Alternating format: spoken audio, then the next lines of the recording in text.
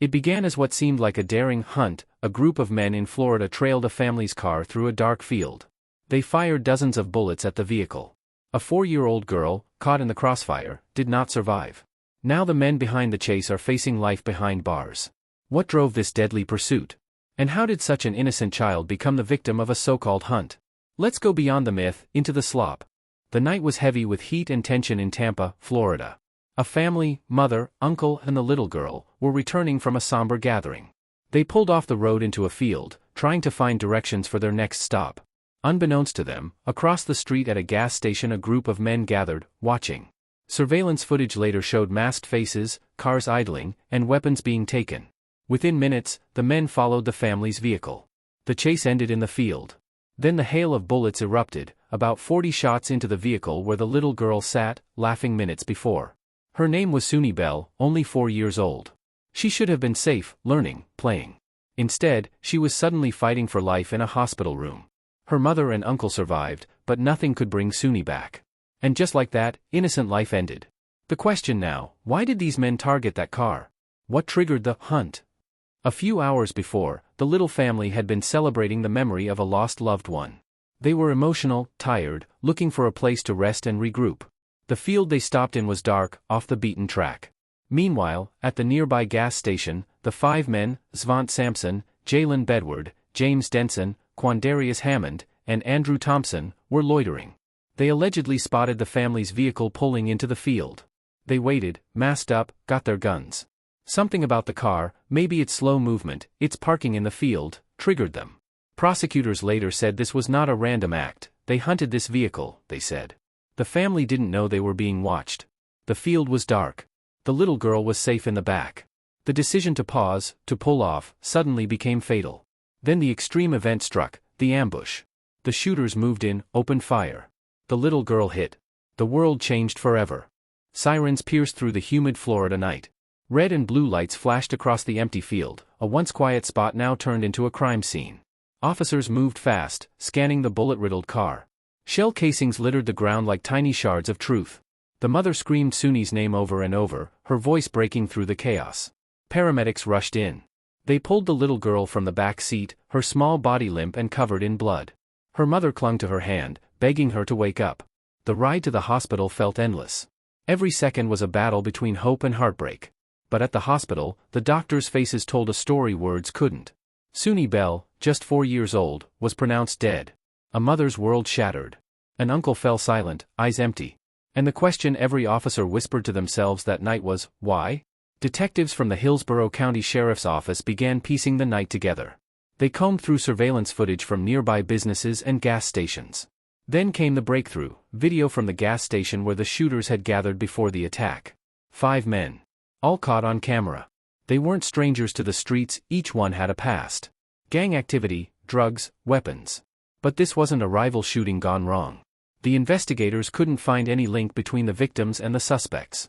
It was senseless, a crime without logic. The detectives worked around the clock. Ballistic evidence matched the shell casings to guns later found in abandoned cars nearby. Witness statements poured in. One local described seeing men in hoodies speeding off right after the shots. Then came the arrests, one by one. Sampson was caught first, hiding out at a cousin's place in Lakeland. Bedward turned himself in days later. Denson was pulled over driving a stolen car. Hammond and Thompson were picked up in coordinated SWAT raids. Each of them denied being the shooter. Each pointed fingers at someone else. But the evidence told a different story. They had all taken part in what prosecutors later called a coordinated hunt. Their motive? Still unclear. Some said they thought they were targeting a rival. Others said it was a mistake. But none of that mattered to the family who had lost a child. At Suni's funeral, her small pink casket sat at the front of the church. The walls echoed with sobs and prayers. Her mother whispered, "They hunted my baby." And as the case gained media attention, the community of Tampa cried out for justice. But just when it seemed like the story couldn't get any darker, the court hearings began, and something shocking was revealed inside the courtroom that no one expected. The courtroom was packed. Reporters filled every row, cameras flashing as the 5 accused men were led inside in chains. Their faces were blank, no emotion, no remorse. Across the aisle sat Suni Bell's mother, clutching her daughter's photo against her chest. It was the only thing she had left. The prosecutor stood before the jury and said words that silenced the entire room. These men went on a hunt. Not for food, not for survival, but for blood. And they killed a 4-year-old girl. Gasps filled the courtroom. The words, "went on a hunt," echoed like thunder. Everyone wanted to understand, what could make 5 grown men stalk and shoot at a car without reason? Then came the shocking part. Investigators had uncovered phone data, text messages, and even social media posts showing that, earlier that night, the men had talked about going out hunting. One message read, "Let's slide on whoever out there tonight." Another said, "No face, no case." These weren't random words, they were a plan. A cold, calculated mission that ended in the death of a child. The defense attorneys tried to twist the story. They claimed the men were high, paranoid, and thought they were chasing rival gang members. But prosecutors fired back hard. There was no evidence of rival activity, no threat, just a family parked in a dark field. Witness after witness testified. Detectives described finding 40 shell casings. Ballistics tied them to at least 3 different guns. One officer said, "It looked like a war zone out there. You could feel the hate in the air." The jury watched surveillance footage from the gas station. It showed the suspects in masks, circling their car, checking their weapons before following the victim's vehicle into the field. Suni's mother couldn't watch. She left the courtroom in tears. The community sat in silence, listening to the prosecutor's voice tremble as he said, "They called it a hunt. But what they really did was execute innocents." And then, during the 3rd week of the trial, a moment came that no one expected. One of the defendants, Jalen Bedward, suddenly stood up and asked to speak. The courtroom froze. His attorney tried to stop him, but Bedward insisted. He turned to the judge and said, "We didn't mean to kill no kid. We were just trying to prove something. But now, I see what we did. We destroyed everything." The room fell silent. The mother cried out, "You knew she was a child." Bedward lowered his head. His tears fell onto the table. But it was too late to take it back, too late to undo the bullets that ended Suni's life.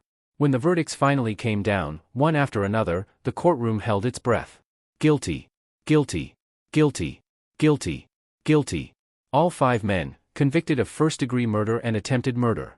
The judge's voice was firm. "You went on a hunt, and you took a child's life. You will now spend the rest of your lives behind bars." Suni's mother sobbed as the gavel struck. Justice was served, but her heart would never be whole again. Outside the courthouse, she told reporters, "They thought they were hunting someone. But they hunted my baby. And now they'll never see freedom again." The community held a candlelight vigil that night. Dozens of people lit candles, praying for Suni and vowing to remember her name. But even as the killers began their life sentences, one question still lingered: why did they really do it? Was it gang pride? Drug paranoia? Or something even darker hiding beneath? Because what detectives found after the sentencing revealed a disturbing truth that went far beyond this single tragedy. Months after the sentencing, Tampa investigators thought the case of 4-year-old Suni Bell was finally closed. 5 men were in prison for life. The community was still grieving, but justice, it seemed, had been served. Then, a new clue emerged.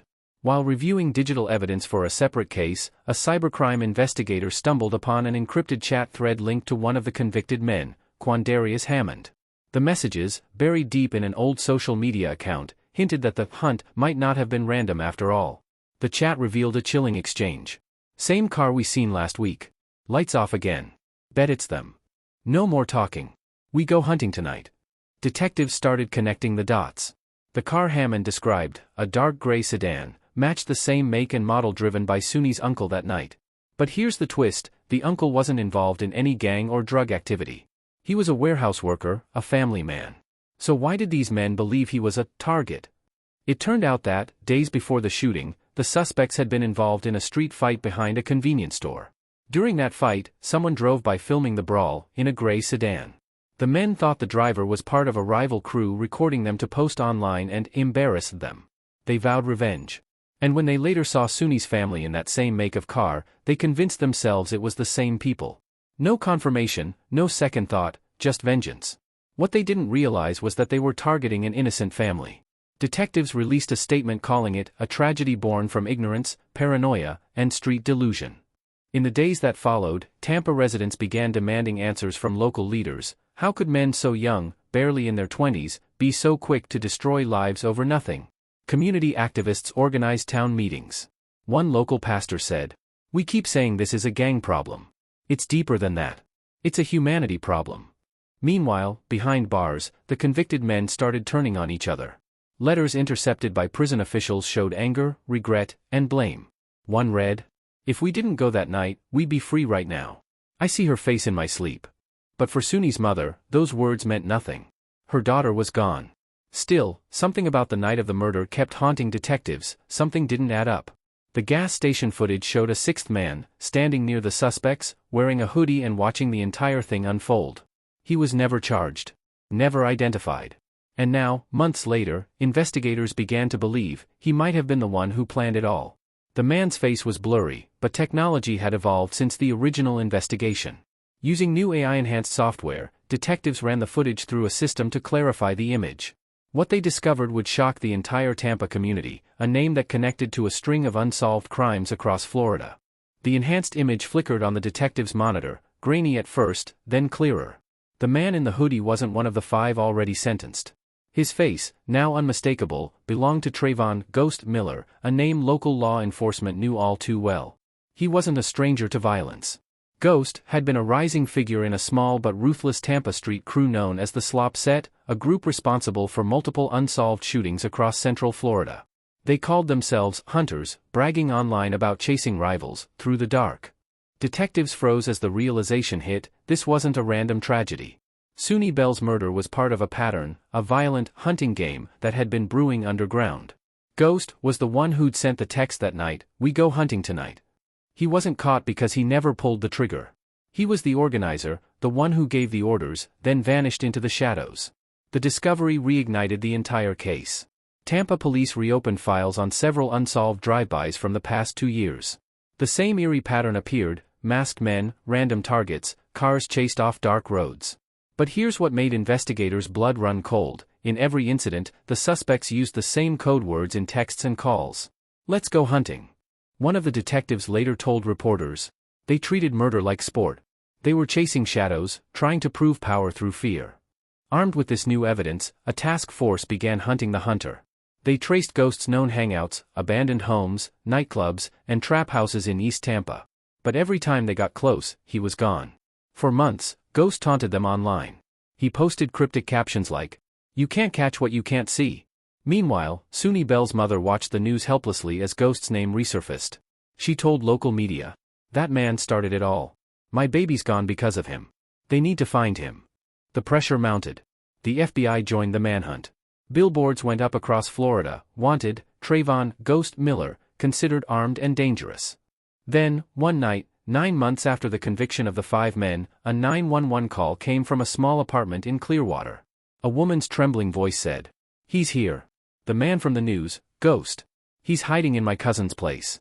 SWAT units surrounded the building. The air was tense, lights flashing across the quiet street. Officers shouted through bullhorns, "Trayvon Miller. Come out with your hands up." No response. Then, a gunshot echoed from inside. The SWAT team breached the door. What they found inside stunned them. Ghost was down, a self-inflicted gunshot wound. But before dying, he left something on the table beside him: a small notebook, its cover smeared with blood.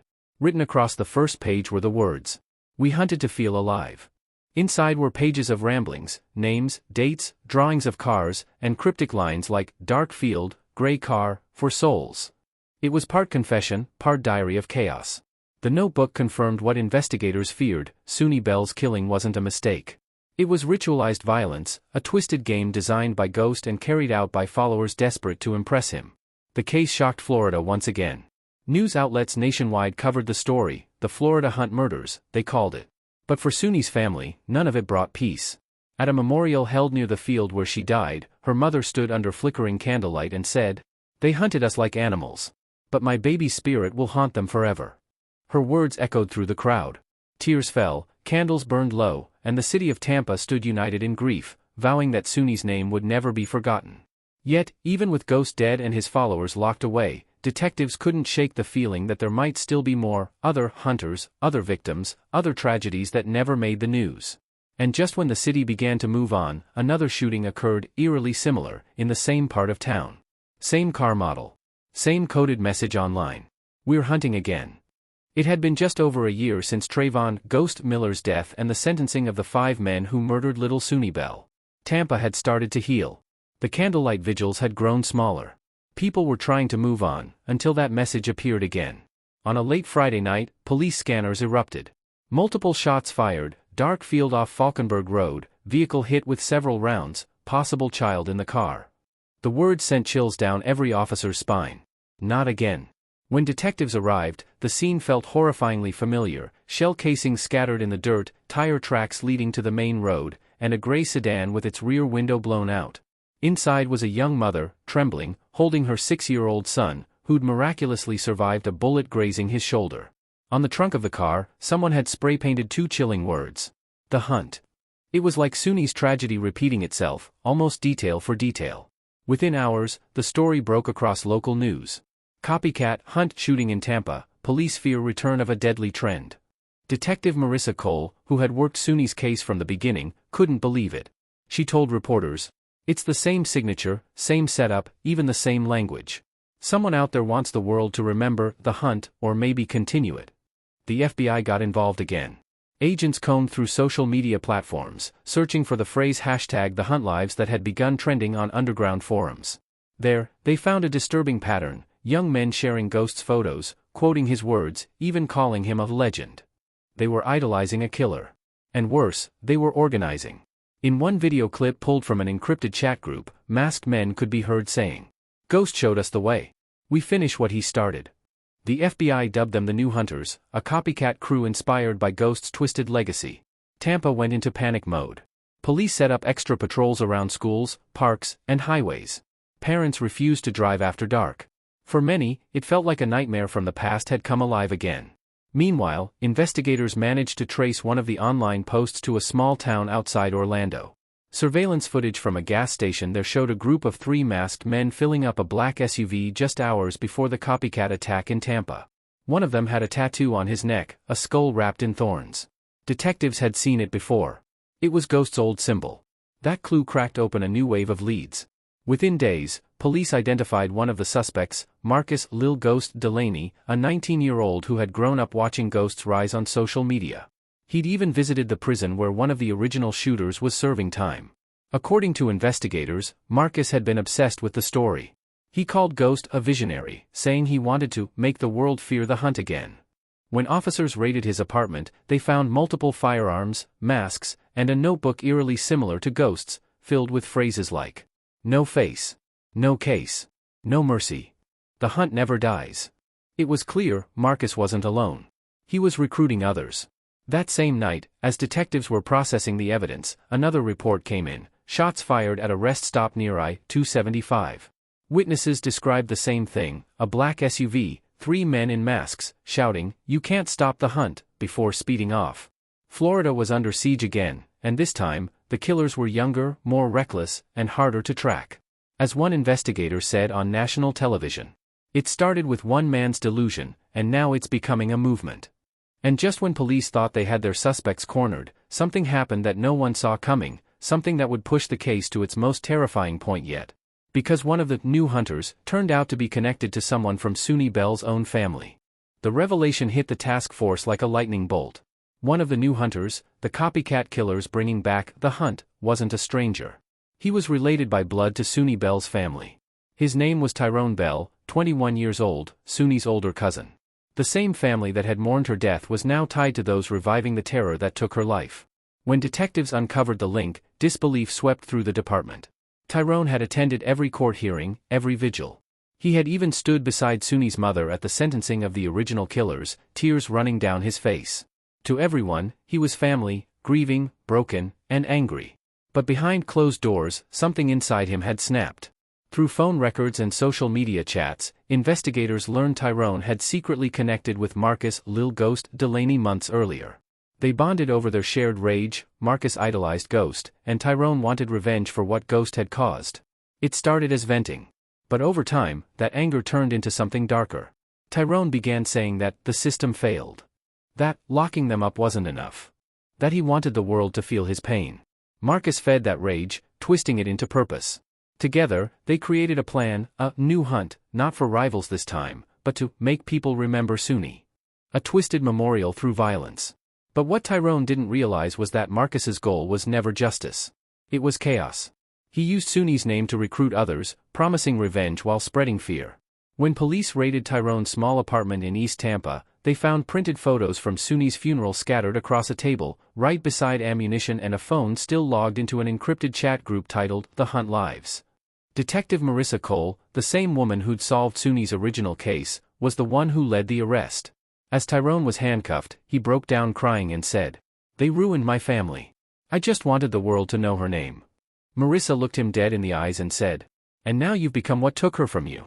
That moment marked the end of The New Hunt. Marcus, Lil Ghost, Delaney and 2 others were arrested within days, after a brief standoff in Orlando. No one else was hurt.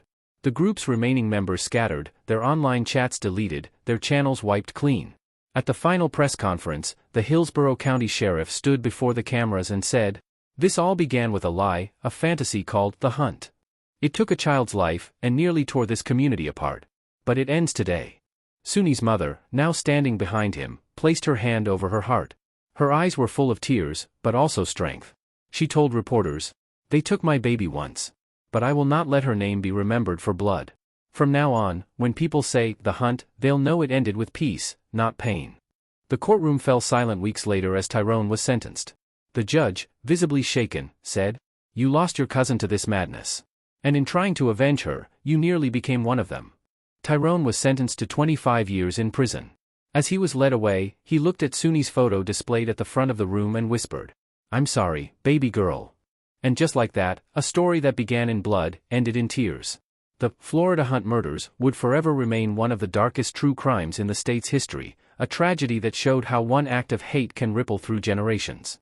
But even in that darkness, one light remained, the memory of Suni Bell, a 4-year-old girl whose name changed laws, inspired youth programs, and reminded the world what senseless violence costs. Her mother started a foundation in her honor, the Suni Strong Foundation, dedicated to helping victims of gun violence across Florida. The same field where Suni lost her life is now a memorial garden, where families gather every year to light candles and pray for peace. She was just 4, her mother often says. But her story made the world listen. And as the sun sets over Tampa, the wind carries her name softly through the trees, a reminder that even in tragedy, truth and love can outlast the darkest hunts. Beyond the myths, into the slop. The story of Suni Bell isn't just another headline, it's a mirror reflecting everything broken about the cycle of hate, fear, and reckless violence that continues to tear communities apart. 5 men once called it a hunt. They claimed it was revenge. They said it was just the streets. But in truth, it was murder. Plain and simple. A 4-year-old girl, a child with no voice, no weapon, no part in their chaos, became the victim of their delusion. And while justice was served in the courtroom, the damage didn't end there. It echoed, in the hearts of mothers, in the streets of Tampa, and even within the victim's own family. That's what makes this story so haunting. It shows that evil doesn't just live in darkness, it hides in grief, in anger, in the hunger for revenge. And unless that chain is broken, it repeats, again and again. But from the ashes of tragedy came something stronger than hate, a mother's love that refused to be silenced. She turned her pain into purpose. She built the Suni Strong Foundation, not to seek revenge, but to save others from becoming the next headline, the next tearful vigil, the next candle burning too soon. Because Suni's story, though born in horror, became a message. That justice means more than punishment. It means changing the hearts that create the violence before another life is lost. Today, the same community that once trembled in fear now gathers in unity. In the very field where Suni's laughter was silenced, there are now flowers, prayers, and hope. A plaque reads, "In memory of Suni Bell, may her light outshine the darkness." And that's the truth, beyond the myths, into the slop of what really happened. This is not fiction. This is the real story of Florida's Hunt murders, a chilling reminder that every choice we make, every life we take, and every silence we keep, shapes the world we live in. So if you take one thing from this story, let it be this. The next time someone tells you the streets are a game, remember Suni Bell. Because her life, though short, proved that innocence is not weakness, it's what this world was meant to protect.